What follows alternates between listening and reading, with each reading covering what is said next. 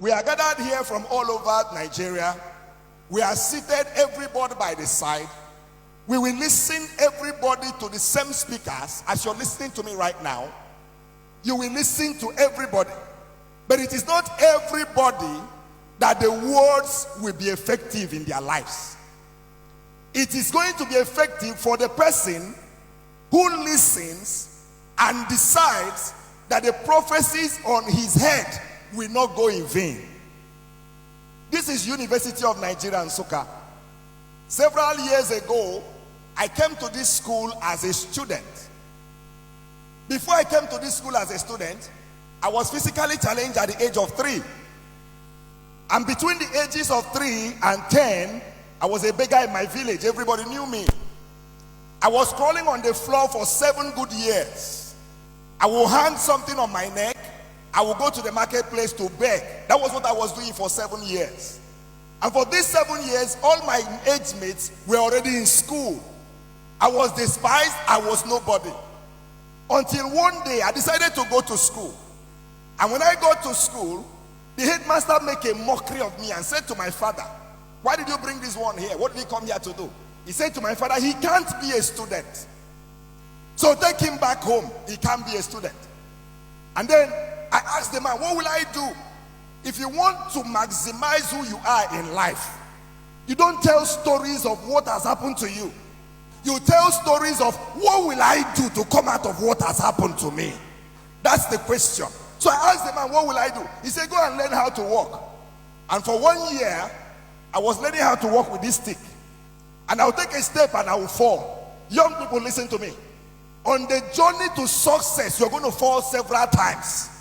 But when you fall, you're going to get right back on your legs. You're going to write an exam several times, but you won't give up until you pass that exam. You're going to go for interviews several times. You're going to be rejected, but each time they reject you, you return. You're going to set up businesses several times. You're going to make mistakes, but a mistake does not define who you are. And so from primary school, working with a stick, I came to this University of Nigeria, Nsukka. And when I entered this school, life was a hell for me. No money to eat, nothing.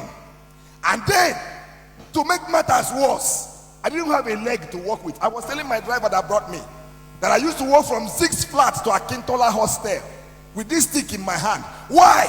Because I wanted to prove somebody wrong. I knew I might be physically challenged, but that is not who I am. I know that you might not be beautiful according to people's standards, but that's not who you are. I know you might not be as rich as others, but that's not who you are. I know that you might not come from the greatest of families. Young person, that's not who you are. So I came in here, and then I had a terrible experience after I lost my dad. A lecturer, I went to ask him a question in the class, and this man said to me, "Bring the question to the class. I want everybody to gain from this question." So I came to the class, and he said to me, "Come and stand in front of the class at the mass communication department at the Faculty of Arts here." So I stood in front of the class, and this man looked at me and said, "You asked me a question." I said, "They said, let me ask you questions too." He said to me, "When you were entering the university, where did you pass?" I said, "Sir, I passed through the university gate." He said, "When you were passing, who did you see?" I was wondering, what was the need? I said, "Sir, I saw the transporters, the Okada people." Said, "Yes." "Who else?" "I saw the security people." "Yes." "Who else?" "I saw those hawking." He said to me, "Think very well. Who else did you see?" I said, "Sir, I saw those who were begging." He said, "Describe them for me." So I described them to him. I said, "Some of them are blind, some of them are physically challenged." This lecturer pointed me in my face and said to me, "That's where people like you stay, at the gate." He said to me, "Pack your things, go to the gate, sit at the gate and beg." He said to me, "You will never become anything. Your place is at the gate." He said to me, "Look around the class. Is there anybody with a stick in their hand?" He said, "Back, listen to me, child of God. Young people, listen. Life is not about the container, but the content. Life is not about the container. It's not about how tall you are. It's not about who you think you are. What can you do? What is inside of you? What prophecy are you carrying? What dream are you carrying?" Can I share to you? I left this school with a first class. Listen to me, young people. I left this school with a CGPA of 4.86. Listen to me, young people.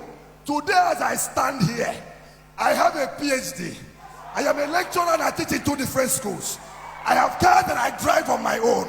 I have family, I have a wife and children. Listen, child of God. Nobody is your classmate. You are your own. Nobody should influence you. Hey, young person, listen to me. You are not in competition with anybody. By the special grace of God, I have traveled around the world. The last time I got to UK, I got to London Heathrow Airport with the same stick in my hand. That's something for which they mocked you. That's the same thing God will lay hand on and elevate you.